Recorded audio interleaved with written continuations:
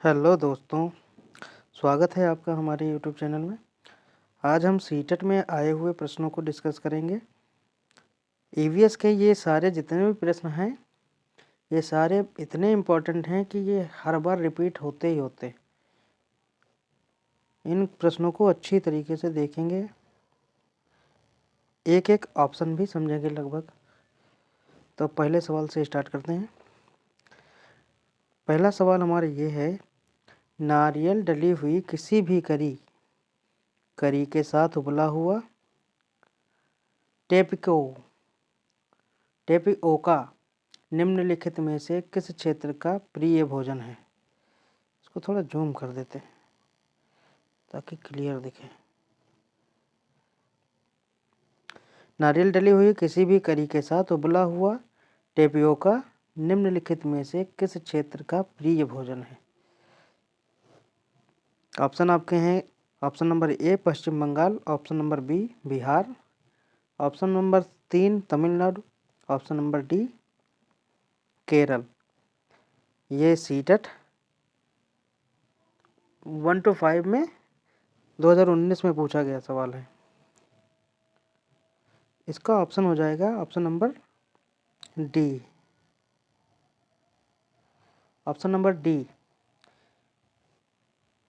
ये जो टेपिओका है ये केरल का प्रिय भोजन है। ईवीएस से संबंधित सारे प्रश्न हैं। टेपिओका केरल का एक प्रिय भोजन है, प्रिय भोजन टेपिओका केरल का। ठीक है, अब next question number 2। Question number 2, निम्नलिखित में से कौन सी ग्रीन हाउस गैसें हैं। ग्रीन हाउस गैसें, पहली बात तो ग्रीन हाउस गैसें याद होनी चाहिए। मुख्यतः हमारी 4 गैसें हैं। कौन कौन सी हैं, चलिए इनको देख लेते पहले। ग्रीन हाउस गैसें हमारी CO2, नंबर 2 जलवाष्प,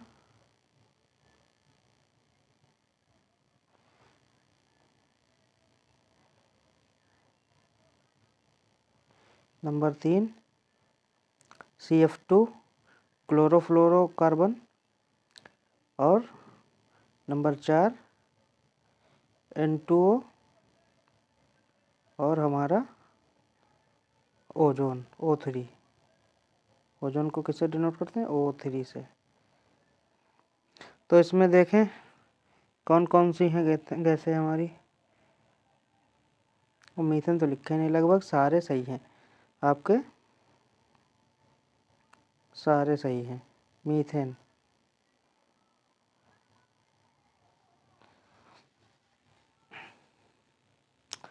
नेक्स्ट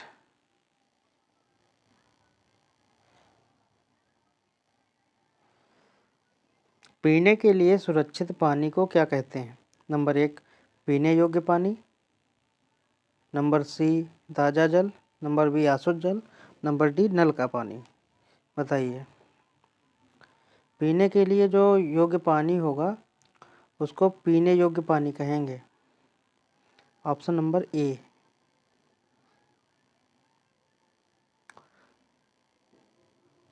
अभी तक 0.65% ही पीने योग्य पानी बचा हुआ है पृथ्वी पर। यूपी टेट में पूछा हुआ सवाल था ये। अभी हम क्वेश्चन नंबर 4 पे चलते हैं। क्वेश्चन नंबर 4 क्या कहता है, मीना माता रोग ऐसी मछली खाने से होता है जिसमें मात्रा पाई जाती है। ऐसी कौन सी मछली है जिससे मीना माता रोग होता है, और उस मछली में पाया क्या जाता है। उस मछली में पाया जाता है भैया पारा।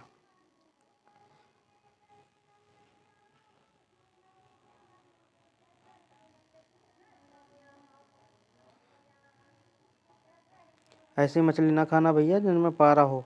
मीना माता रोग उसी से होता है। क्वेश्चन नंबर 5, पांचवा जो है हमारा, निम्नलिखित में से कौन सा जल प्रसारित रोग नहीं है? कौन सा नहीं है भैया? ऑप्शन नंबर ए हैजा, option number B typhoid, C hepatitis और डी ट्यूबरक्लोसिस। तो इसमें कौन सा है भैया? ऑप्शन नंबर डी, ये जल से प्रसारित नहीं होता है।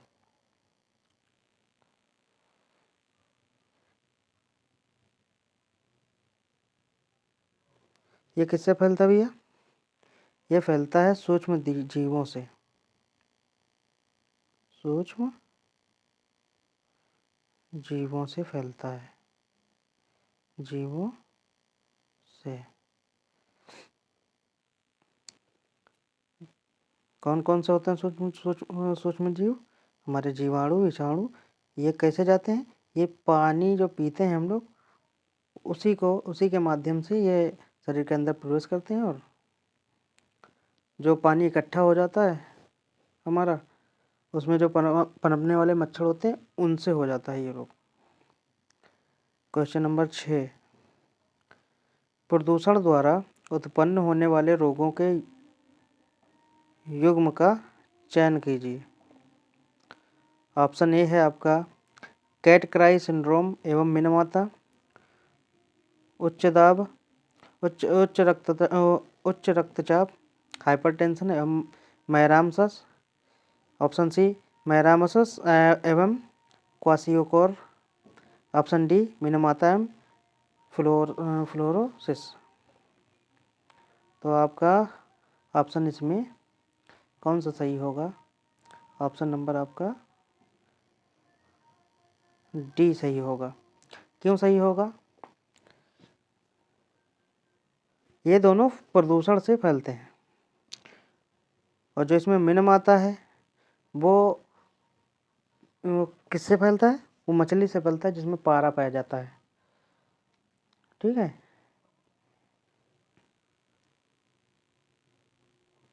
ये प्रदूषण से नहीं फैलता, प्रदूषण से फैलता है, सॉरी। क्वेश्चन नंबर 7,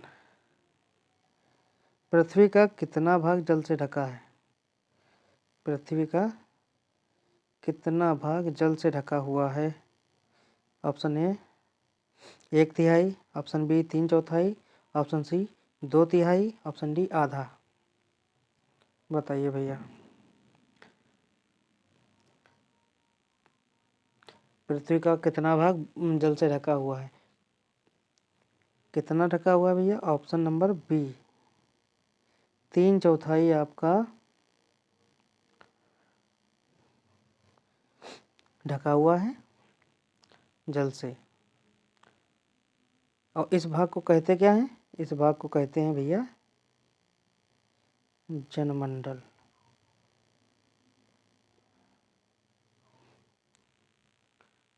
ठीक, अब अगले सवाल पे चलते हैं भैया। निम्नलिखित रोगों में से कौन सा रोग जल से संबंधित है? नीचे जो रोग दिए हुए हैं उनमें बताना है कौन सा जल से होता है। तो इनमें कौन सा भैया जल से होता है?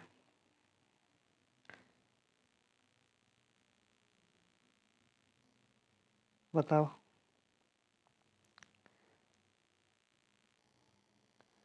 जल से संबंधित होने वाला रोग है हमारा पीलिया।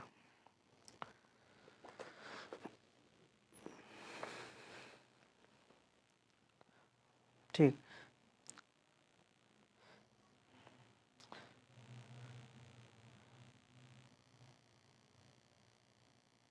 हैजा भी प्रदूषित जल से होता है, डायरिया भी प्रदूषित जल से ही होता है। तो इसमें ऑप्शन गलत दिया हुआ है, इसमें 2, 3, 4 ये तीनों सही हैं।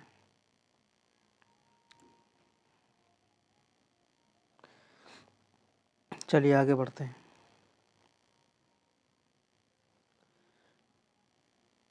निम्नलिखित में से निम्नलिखित में से रबी की फसल कौन सी है? निम्नलिखित में से रबी की फसल कौन सी है? नंबर ए चावल, नंबर बी चना, नंबर सी मूंगफली, नंबर डी कपास। बताओ भैया। पहली बात तो ये बताओ कि रबी की फसल होती कौन सी है, कौन से महीने में काटी जाती है, बोई जाती है, बताइए। पहली बात तो ये रबी की फसल आपकी होती है अक्टूबर से नवंबर के बीच, इसमें बोई जाती है। इन फसलों में आता क्या क्या है? इसमें आता है गेहूँ, जौ, चना, सरसों, मटर, आलू। और जो खरीफ की फसलें होती हैं वो कब बोई जाती है भैया? वो बोई जाती हैं खरीफ की जून जुलाई में। उनमें क्या क्या आता है? चावल, मूंगफली, कपास। ठीक है, तो इसमें बताओ कौन सा आंसर सही होगा?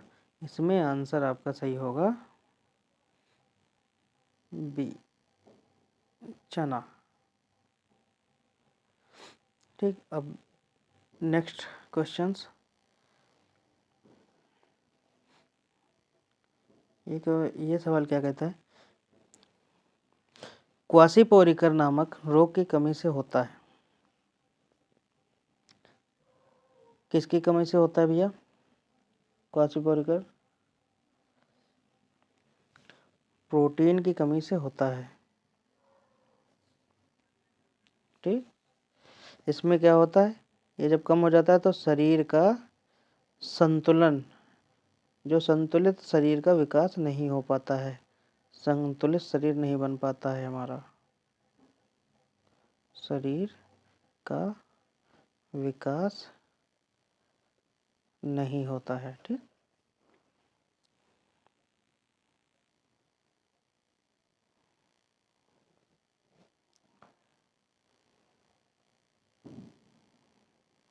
क्वेश्चन नंबर 11, चावल को पॉलिश करने पर कौन सा विटामिन नष्ट हो जाता है? ऑप्शन है आपका ascorbic acid, thyroxine, calciferol, thymine. बताइए भैया। इसमें आपका सही हो जाएगा ऑप्शन नंबर डी, थाइमिन। जब चावल को पॉलिश करते हैं ना तो उसमें विटामिन B1 जो होता है वो नष्ट हो जाता है। विटामिन B1 का नाम क्या है? विटामिन B1 का नाम ही है हमारा थाइमिन, विटामिन B1। ठीक, ये भी यूपी टेट में आया हुआ है। नेक्स्ट, प्रोटीन का सर्वोत्तम स्रोत कौन सा है? बताइए भैया। दूध, सोयाबीन, मांस, अंडा। प्रोटीन तो दूध में भी होता है, मांस में भी होता है, अंडा में भी होता है, सोयाबीन में। बताओ भैया कौन सा? इसमें आपका आंसर हो जाएगा सही सोयाबीन। सोयाबीन में लगभग 43% प्रोटीन पाया जाता है, सबसे ज़्यादा। इसकी कमी से क्या होता है? इसकी कमी से कौन सा रोग होता है? इसकी कमी से रोग होता है क्वासीपोरिकर। क्वासीपोरिकर रोग को क्या कहते हैं? उसको बोलते हैं सूखा, सूखा रोग हो जाता है। ठीक, क्वेश्चन नंबर 13, प्रोटीन, ये तो रिपीटेड है। चलिए question number next, question number 14, vitamin A की कमी से होने वाला रोग है। रिकेट्स, रतौंधी, स्कर्वी, क्वासीओरकर। बताएं भैया। विटामिन ए की कमी से होता है हमारा रोग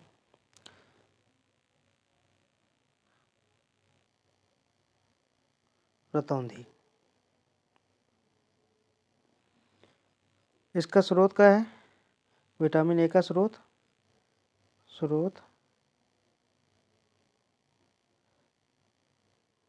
इसका स्रोत है हमारा मछली के लीवर का तेल, गाजर, टमाटर, मक्खन आदि। इनमें हमारा विटामिन ए मिलेगा। ठीक है, क्वेश्चन नंबर नेक्स्ट, किस विटामिन की कमी से घाव से रक्त का बहना नहीं रुकता। बताएं भैया। ऑप्शन नंबर डी, विटामिन के की कमी से घाव से रक्त का बहना नहीं रुकता है। इसका काम क्या होता है? इसका काम ही होता है रक्त के थक्के को जमाना। ठीक। विटामिन के का रासायनिक नाम क्या है? नेप्थेक्विनोन। नेप्थेक्विनोन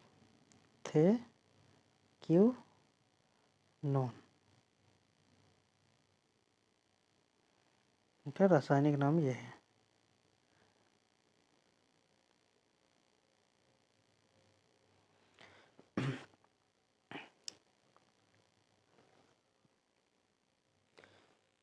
देखो रिपीट हुआ, बिहार टेट में आया हुआ है, रक्त का थक्का बनने में सहायक है। बताओ भैया कौन सा सहायक है? अभी करवाया है बिल्कुल, विटामिन के। इसका रासायनिक नाम नेप्थेक्विनोन।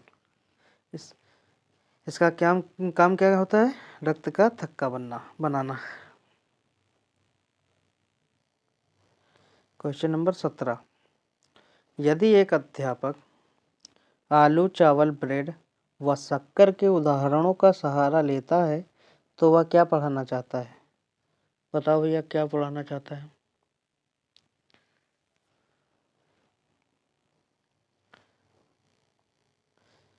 वो पढ़ाना चाहता है भैया कार्बोहाइड्रेट, क्योंकि आलू, चावल, ब्रेड, शक्कर सभी क्या हैं? ये कार्बोहाइड्रेट के मुख्य स्रोत हैं। क्या है भैया? मुख्य स्रोत हैं। ठीक।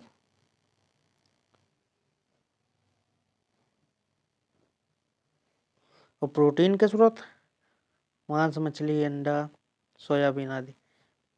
ठीक। क्वेश्चन नंबर नेक्स्ट, किस विटामिन की कमी से रक्त का थक्का नहीं जमता है? फिर रिपीट हुआ, हरियाणा टेट में पूछा गया सवाल है ये। बताइए भैया रक्त का थक्का। Question answer number A, vitamin के की कमी से नहीं जमता है रक्त। चलिए बताइए भैया, सबसे अधिक प्रोटीन पाई जाती है किस में? बताइए भैया। सोयाबीन में। रिपीटेड सवाल है, कितनी बताई थी भैया? 40%, लगभग 42% तक प्रोटीन पाई जाती है। नेक्स्ट, जल में घुलनशील विटामिन है, बताइए भैया। बी और सी जहाँ हो वहाँ पे लगा देना भैया। ऑप्शन नंबर सी जो है आपका वो बिल्कुल करेक्ट है। बी तथा सी जो होते हैं वो जल में घुलनशील होते हैं और वसा में घुलनशील होते हैं। वो वसा में वो कौन कौन से विटामिन है? वो है हमारा ए, डी, ई और के। ए, डी, ई, के, ये हमारे वसा में घुलनशील विटामिन है। क्वेश्चन नंबर अगला,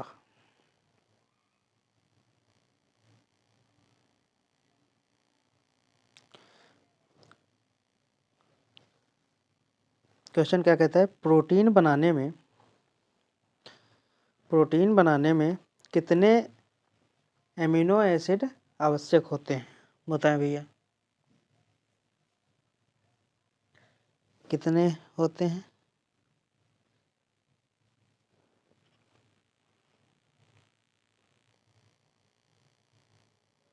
ऑप्शन नंबर बी 20 इसका सही आंसर होगा। क्वेश्चन नंबर अगला, विटामिन सी का रासायनिक नाम बताइए। विटामिन सी का रासायनिक नाम है ascorbic acid. Option number B right answer. ये किस में पाया जाता है भैया? ये पाया जाता है जैसे खट्टे फलों में, संतरे में पाया जाता है, नींबू में, आंवला में ये विटामिन पाया जाता है, विटामिन सी। संतरा, आंवला और आपका क्या हो गया, नींबू मुख्य रूप से पाया जाता है। इसकी कमी से कौन सा रोग होता है भैया? इसकी कमी से होता है रोग स्कर्वी। ठीक है। क्वेश्चन नंबर अगला, विडाल टेस्ट का प्रयोग जांचने में किया जाता है। हो सकता है आपने भी करवाया हो, फैमिली में किसी न किसी का तो आपने करवाया ही है। बताइए। विडाल टेस्ट होता है टाइफाइड में।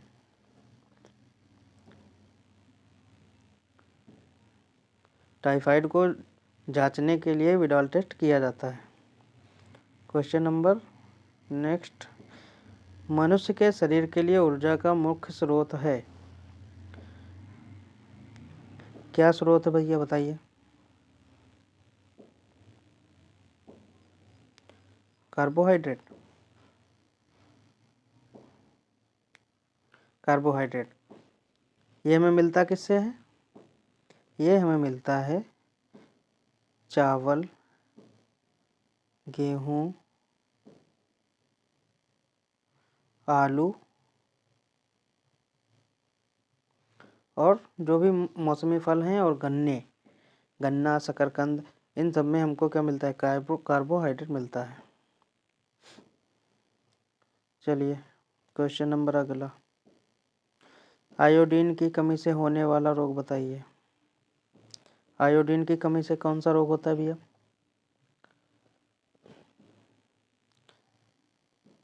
इस पे बेंघा लिख दिया, घेंघा होता है, घेंघा। घेंघा रोग कैसे होता है? इसमें कौन सी ग्रंथि होती है ऐसी जो फूल जाती है? उसका नाम है हमारा थायराइड। क्या नाम उसका? थायराइड ग्रंथि। थायराइड ग्रंथि क्या होती है? ये फूल जाती है, फूल कर मोटी हो जाती है घेंघा रोग में। क्वेश्चन नंबर 26, कुनेन के अतिरिक्त निम्नलिखित में से कौन एक शाकीय औषधि मलेरिया के उपचार के लिए प्रयोग की जाती है? बताइए भैया। एक शाकीय औषधि, आंसर है आपका आर्टीथर। ये है क्या? ये एक शाकीय पौधा है जिससे दवाई बनती है, इसीलिए इसको क्या बोलते हैं? औषधीय पौधा, जिसका प्रयोग किस में होता है? मलेरिया का इलाज होता है इससे। क्वेश्चन नंबर नेक्स्ट, केंद्रीय खाद्य प्रौद्योगिकी अनुसंधान कहाँ है? बताएं भैया कहाँ है?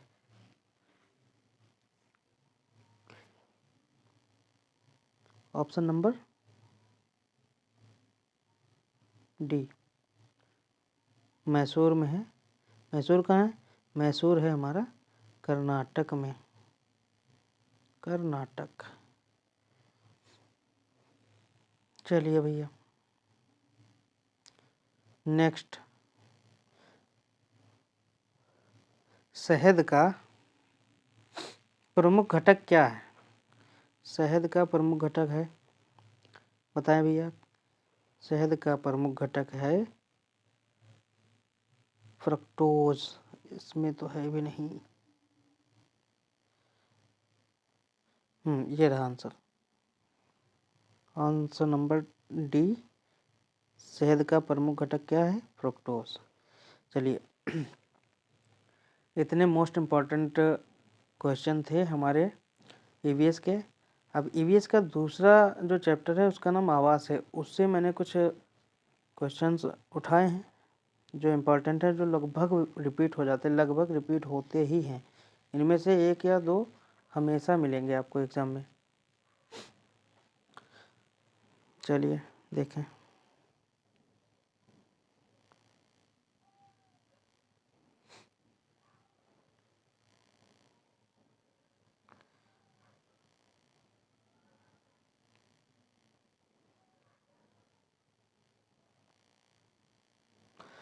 क्वेश्चन नंबर पहला इसमें है, किसी पर्वतीय क्षेत्र में प्रेक्षण करने पर यह पाया गया कि लोगों ने अपने घर पत्थर, मिट्टी, लकड़ी और चूने से बनाए हैं।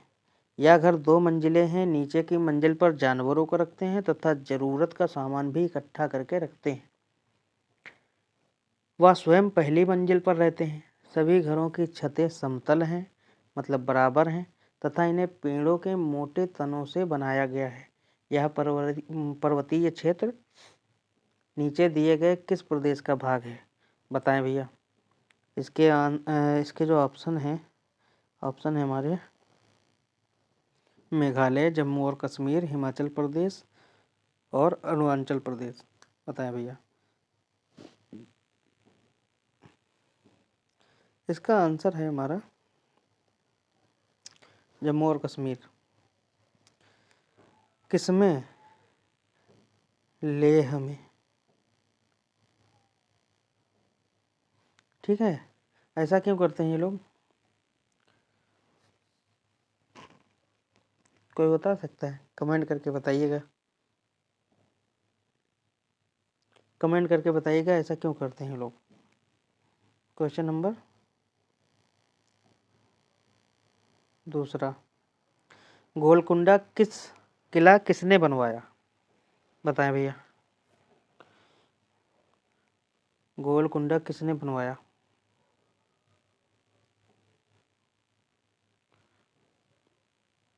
काकतीय राजवंश। किसने बनवाया? पहली बात तो ये बताइए, गोलकुंडा है कहाँ पे? गोलकुंडा हमारा है दक्षिण में, तेलंगाना, हैदराबाद के अंदर जो उसकी राजधानी हैदराबाद के अंदर जो तेलंगाना है ना, मैं उल्टा बोल रहा हूँ। तेलंगाना के अंदर हैदराबाद है, उसके अंदर उसमें पाया जाता है गोलकुंडा।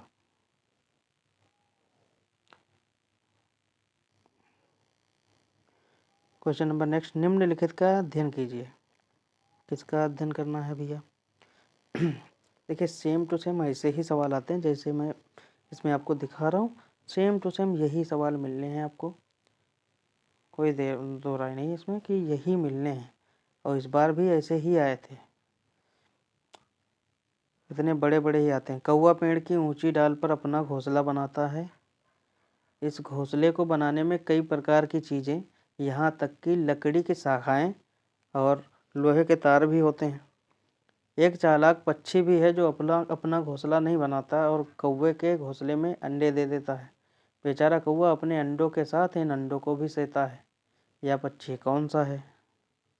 बताओ भैया, कौन सा पक्षी है ये? ऑप्शन आपके हैं कलचड़ी, बसंत गौरी, शकरखोरा, कोयल। बताओ भैया। जो कोयल है भैया, ये अपना घोंसला नहीं बनाती। कोयल अपना घोंसला कभी नहीं बनाती। ये कौवे के घोंसले में अपने अंडे रखती है। और कौवा इतना बेवकूफ़ होता है जो अपने तो अंडे सेता ही है, कोयल के भी सेता है। ठीक है, question number next. Question number 4 कहता है हमारा, एस्किमो अपने घर इग्लू का निर्माण बर्फ से करते हैं। इसका क्या कारण है? बताएं भैया। ऑप्शन नंबर ए, बर्फ ठंडी हवा और पानी को अंदर नहीं आने देता। ऑप्शन बी, बर्फ की दीवारों के बीच मौजूद हवा अंदर की गर्मी को बाहर जाने से रोकती है। ऑप्शन सी, बर्फ मुफ्त में मिलती है, अन्य सामग्री की कीमत अधिक होगी। ऑप्शन डी, ध्रुवीय क्षेत्रों में केवल बर्फ ही उपलब्ध है। बताएं भैया। क्वेश्चन नंबर 4, इसका आंसर बताइए भैया। इसका आंसर है हमारा ऑप्शन नंबर बी,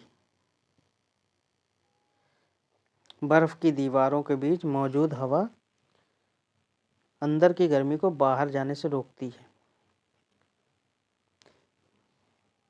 एस्किमो क्या है? एस्किमो ध्रुवीय प्रदेशों में निवास करने वाली जनजातियां हैं। उनको क्या बोलते हैं? एक्सिमो। ये क्या करती हैं? अपने घरों को बर्फ से बनाती हैं। इन घरों को क्या कहते हैं? इन घरों को कहते हैं इग्लू। चलिए क्वेश्चन नंबर नेक्स्ट। कोई पक्षी पेड़ की ऊंची डाल पर अपना घोंसला बनाता है, यह पक्षी हो सकता है? बताओ भैया, मोस्ट इम्पॉर्टेंट क्वेश्चन है। ये पक्षी सबसे ऊंची डाल पर अपना घोंसला बनाता है। ऑप्शन नंबर सी, कौवा। कौवा क्या करता है? अपना जो घोंसला होता है उसका वो सबसे ऊंची जगह पे बनाता है। चालाक होता है ना, इसलिए। Question number next. ग्रामीण क्षेत्रों में गाय के गोबर से झोपड़ी की दीवारों और फर्श को लीपा जाता है, उन्हें उन्हें क्या कहते हैं? बताइए।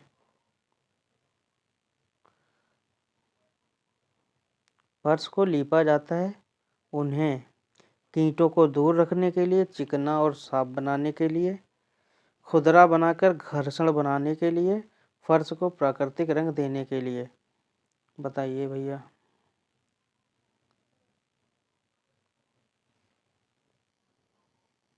ऑप्शन नंबर ए आपका सही हो जाएगा। कीटों को दूर रखने के लिए ग्रामीण क्षेत्रों में गाय के गोबर से झोपड़ी की दीवारों और फर्श को लीपा जाता है। Question number 7। क्वेश्चन नंबर 7 क्या कहता है? निम्नलिखित में से कौन सी सामग्री घर बनाने में काम नहीं आती? सीमेंट। सीमेंट तो आती भैया। पत्थर, लोहा, स्कूटर। कितना सिंपल सवाल है।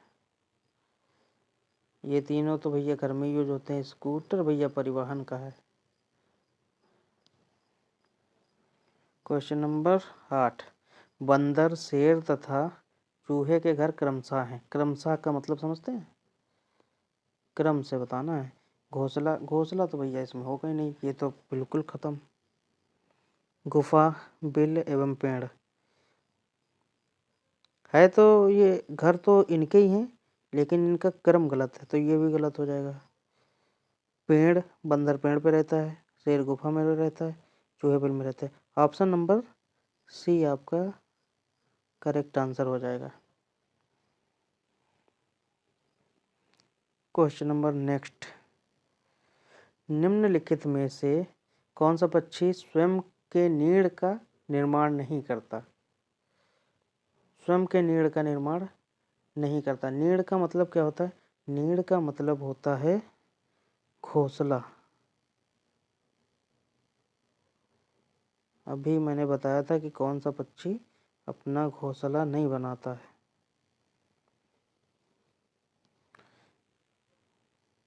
कौवा। ऑप्शन बी है आपका गौरैया।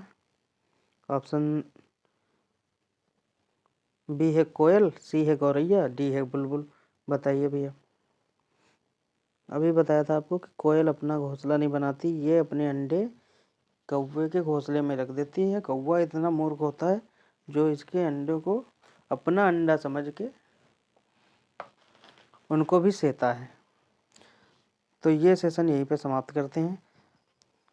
आशा करता हूँ आपको ये सवाल अच्छे लगे होंगे। अगर आप चाहते हैं कि इसी तरह से मैं ऐसे ही सवाल लाता रहूँ तो सब्सक्राइब करें, वीडियो को लाइक करें और शेयर करें। धन्यवाद।